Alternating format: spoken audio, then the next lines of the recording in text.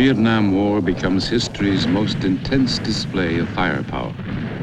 What begins as a small guerrilla conflict ends as a large and vicious conventional war.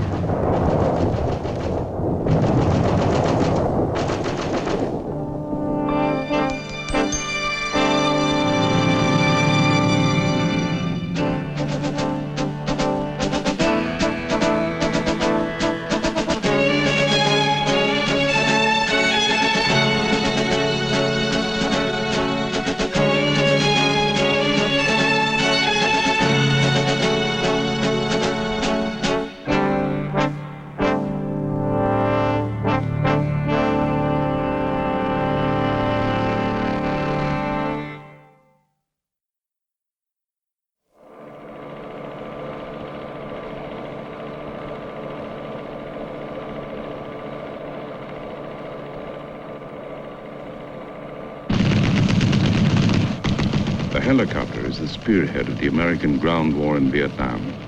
It is mobile firepower on an unprecedented scale.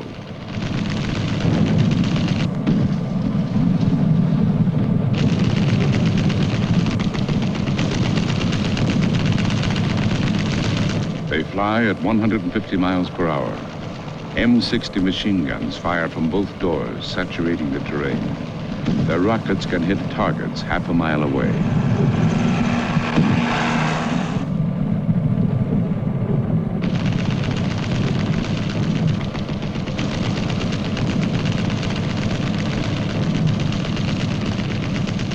Firepower is the capacity to inflict maximum casualties. Firepower and mobility shape the tactics of military commander General William Westmoreland. The most spectacular development was the coming of age of the helicopter. The helicopter saved innumerable lives through air evacuation. It gave us a battlefield mobility that we never dreamed of even years previous. The biggest helicopters carry 10-ton artillery pieces to remote encampments called firebases.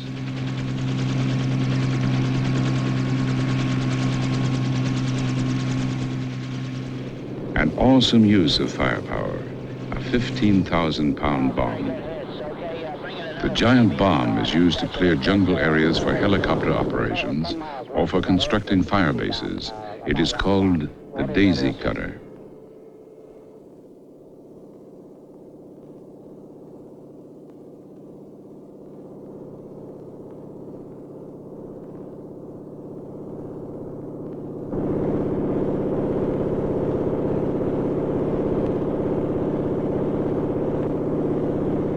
The bomb explodes at treetop level, flattening a 3-acre area. It enables helicopter landings. A field commander, General William Depew. The most that we used during my time there were about 90 lift helicopters, supported by perhaps 30 or 40 gunships. That was not an extravagant use, but that was a rich mixture. That was enough to lift a battalion of infantry with all of its support literally at one time and put it on the ground simultaneously. That meant within a matter of minutes, you could bring another battalion into the battle at 90 miles an hour. There were many occasions where we were able to bring in the course of a short battle, and most battles were short, maybe an hour and a half, usually at the longest. But within that very restricted amount of time, we were able to bring in maybe 2 or 3 battalions.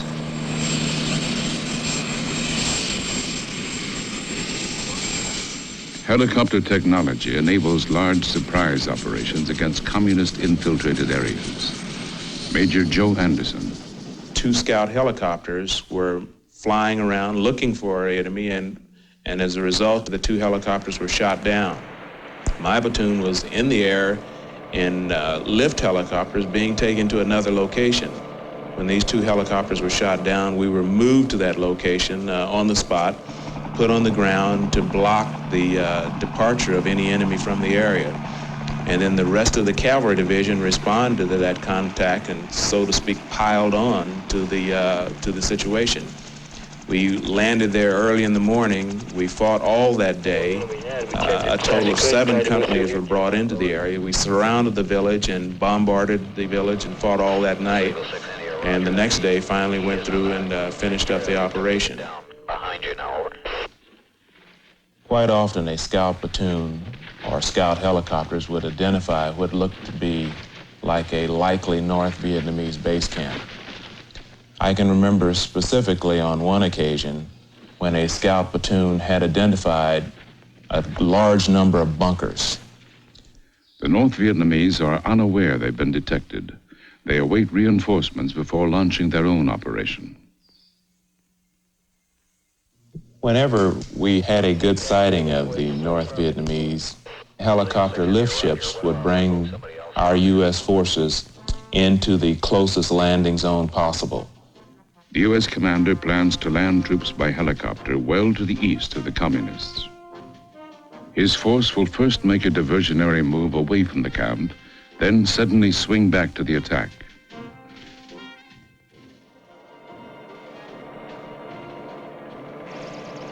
An assault force of 500 soldiers is dropped in a clear area on a hilltop.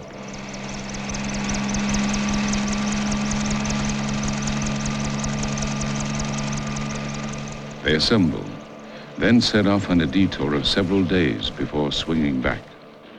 Once we were on the ground and moving in on the enemy, we were always careful of booby traps around their sites, and particularly careful of snipers. Understanding the tendency of the North Vietnamese to avoid a major contact if they could, whenever possible, we would try to surround the enemy location. We always encountered them at their convenience. We never knew when the attack or the fight or the contact would begin. The American commander decides it is time to swing back and assault the main North Vietnamese position. Scouts observe the distant base camp without themselves being seen. The battle plan is to surround the communist base camp. One company will block to the south, another will attack in the east, and a third will block in the north. Another company will force march and attack from the northwest. The forces move in. A reconnaissance platoon engages a North Vietnamese scout party on the hill slope. The fighting begins. It began, it was always a surprise, and then there was always mass confusion trying to figure out what was the size of the force, where was the fire coming from, and how best to react to it. To assist us in trying to locate and identify the enemy, we would often bring in reconnaissance helicopters. The action area is located. An airstrike is called in.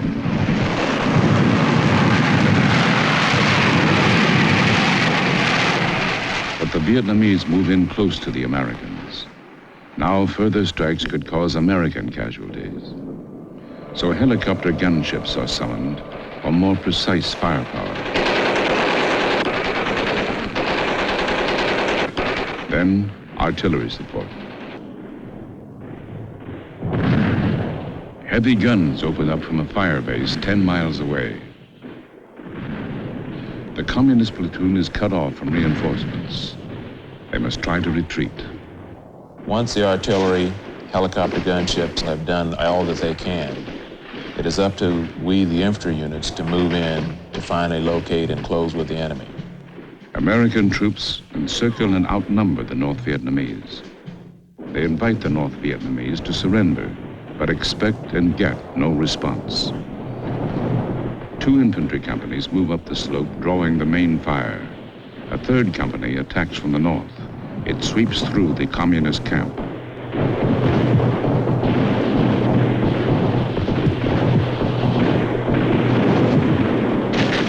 But in the drawn-out action, the majority of North Vietnamese manage to slip away. A typical operation lasting several days yields a few dead and their weapons. Having cleared such areas, the Americans then withdraw. The communists soon reappear. Firepower does not decide the war, but it does win battles.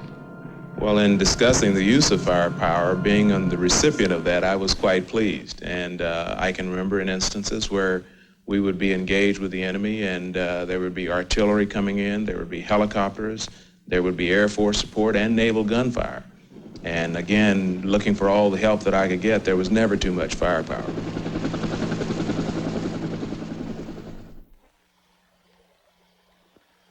For Americans on forward patrol, communist firepower also decimates without warning. Soldier Tim O'Brien. I remember a day when we were encamped in a large clearing and an explosion went off maybe 200 yards away. We had a patrol out. And I made the call out to the patrol from the radio and no answer. And the captain was kind of joking, saying, you know, it's just probably a stray artillery round. Half an hour later, one of the survivors, it was a mine, booby trap rather, hobbled back and said, they're gone. They're all gone. And we raced out, and there were maybe, I guess, 2 men still living out of a patrol of 8 or so. Just a mess. That's what a huge mine will do, or a huge booby trap will do. More than 47,000 Americans die in combat in Vietnam. South Vietnamese troop losses exceed 250,000. Communist losses are estimated at over 1 million. In a nuclear age, the weaponry used in Vietnam is totally conventional. The American M16 rifle. In Vietnam, the M16 is frequently criticized as less reliable than the communist equivalent. The M60 is the standard machine gun for the U.S. Army. It is air-cooled and accurate, firing up to 550 rounds a minute. The M79 grenade launcher is introduced in Vietnam. It fires a variety of grenades, beyond normal range up to 400 yards.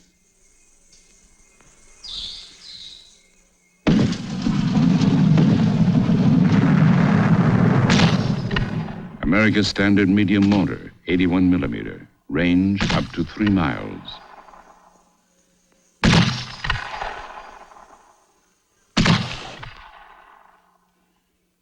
The 105 howitzer. In Vietnam, it is widely used for a new tactic, the fire support base. With firebase artillery support, combat troops operate 10 miles deep in the hostile countryside. Most fire bases are close to the border infiltration routes, so the hilltop bases draw some of the fiercest fighting. Over 8 million tons of munitions are used in the ground war.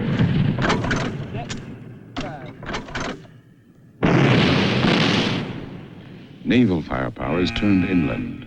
The U.S. 7th Fleet, unchallenged at sea, has a unique role in Vietnam.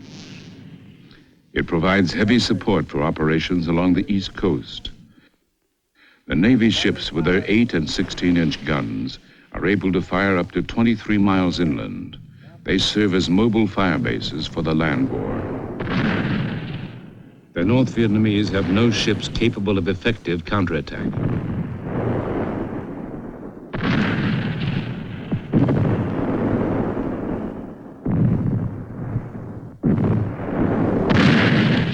Communist shore guns lack the range to retaliate, but North Vietnam's militia and army is equipped with the best Soviet and Chinese weapons.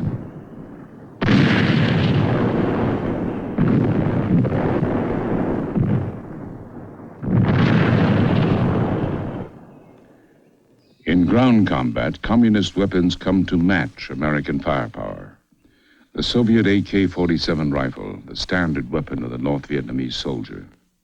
It is at least as accurate as the American M16 and is said to be more reliable.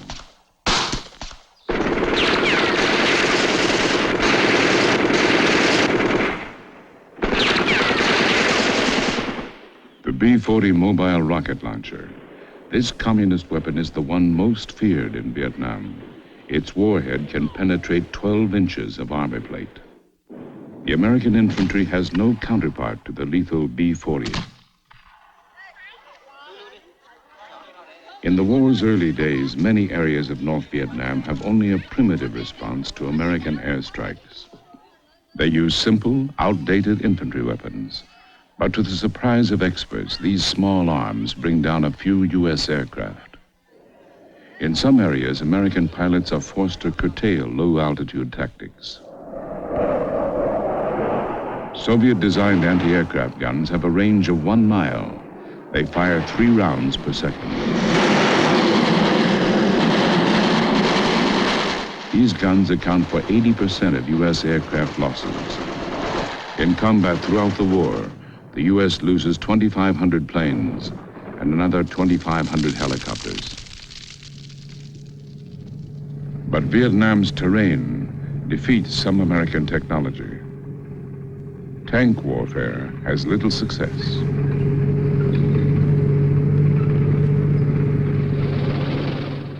The U.S. Marines field a tank called Ontos. It has 6 recoilless rifles, but it is also cumbersome in Vietnam. The most effective armored vehicle is the Amtrak, a troop carrier. It transports Marines from ships offshore through waterways, then inland to their objective. The North Vietnamese get Soviet T-55 tanks to match the American buildup. They also receive the Soviet 130mm field gun. It fires a 73-pound shell at a distance of almost 20 miles. But simple arms prove the most destructive. Handmade guerrilla pistols, crude mortars built from tubes, landmines and booby traps.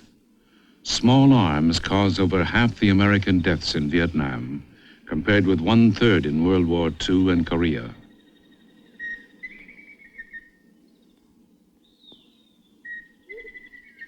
In the early days of the war, communist guerrillas obtained American weapons by raiding remote government outposts.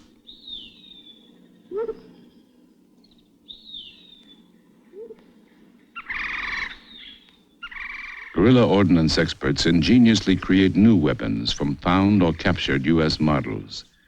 Having studied the construction of American weaponry, they can remove the delicate explosive fuse from a bomb.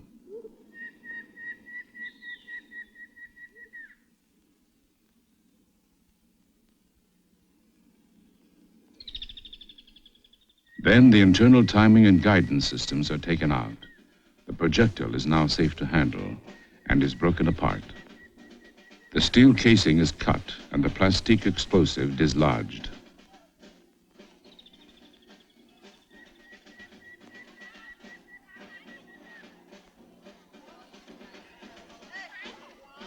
The metal is cut into steel rings at a primitive workshop. These become the outer shells of powerful road mines.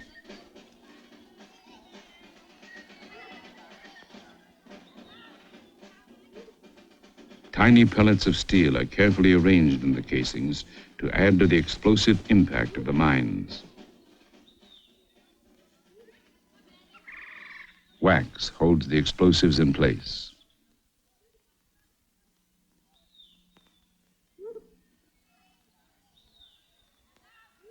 The finished product is stored in a makeshift armaments factory. A detonator is tested. Then the device is buried in a roadway used by American patrols. At least 1 in 10 American casualties result this way. Soldier Tim O'Brien. The most feared mine was the Bouncing Betty. It's a mine that's conical shaped and has 3 prongs jutting out of the soil. When your foot hits the prongs, the mine physically, there's a charge goes off that shoots the mine up into the air, say a yard, 2 feet high, and explodes, spraying shrapnel everywhere. It's a mine that goes after obviously the lower legs, the testicles, maybe the lower torso. A terrible mine. Other mines were what we called toe poppers. They were little bitty things, would blow a heel off or a part of a foot, maybe a whole foot. I saw men hobbling after hitting a mine like that with their foot gone. And of course there are variants in all these kinds. Grenades were often turned into mines by placing a hand grenade into a tin can, pulling the pin out, then the tin can stops what they call the spoon from releasing. which would set the mine off. Then a string is attached to the grenade. When you walk across down a path, you hit the string, which pulls the grenade out of the tin can, releasing the spoon, and the grenade goes off. It's a clever little device. In Vietnam, point duty, leading the patrol, is the most hazardous job. The U.S. even tries using German Shepherd dogs to smell out mines. U.S. forces use mild weapons like tear gas to flush out tunnels, and awesome weapons unseen before.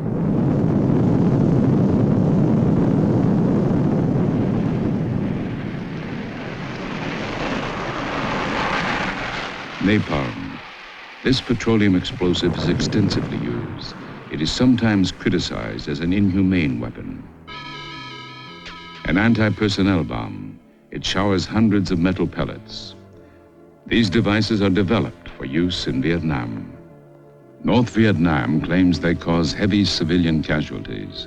This film was taken by a Japanese investigating commission. One tiny bomb contains thousands of pellets able to penetrate walls. Many of the anti-personnel bombs fail to go off. They are converted to booby traps for use against the Americans. One crude device is fashioned by tying steel rods around a stick of dynamite with a remote detonator. Primitive or sophisticated, the firepower objective of both sides is war from a distance. The Raytheon Hawk missile. It defends air bases, but almost no communist planes venture south. The North Vietnamese obtain highly sophisticated air defenses. The backbone is the Soviet surface-to-air missile called SAM. Its range is 6 miles.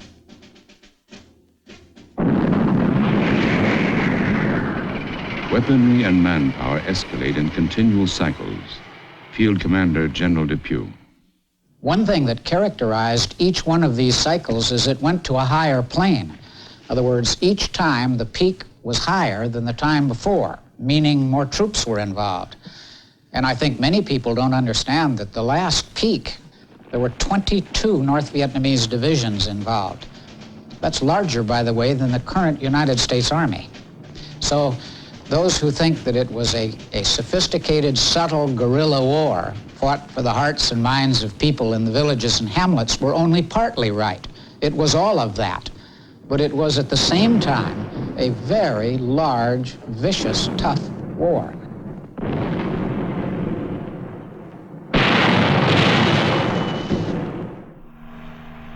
American dependence on firepower to reduce casualties inflicts a high price. Economically, it is very costly. And finally, South Vietnam's army comes to rely on firepower it cannot replace. Artillery fire. One operation on just one day may require 10,000 rounds. Each shell costs about $44, or a $500,000 cost for one day. Massive firepower is available for any operation, but coordinating it is difficult. The artillery, for instance, may be waiting for the fighter bombers to complete their mission. Helicopter gunships wait while Navy guns fire. The U.S. spends $110 billion over and above normal defense costs. And the cost jeopardizes America's world security, says Defense Secretary Melvin Laird. When I became Secretary of Defense, I found over $10 billion worth of supplies and equipment that had not been funded and used in Vietnam. And we were boring against our spare parts, ammunition, aircraft, ships. We were robbing our NATO forces and robbing military equipment all over the world to support that activity of fighting now, paying later. And the effect that had on our domestic economic policy was very grave. After America withdraws, it does not maintain the modern armor it has given South Vietnam. The final irony, the communists capture $5 billion worth of American military equipment.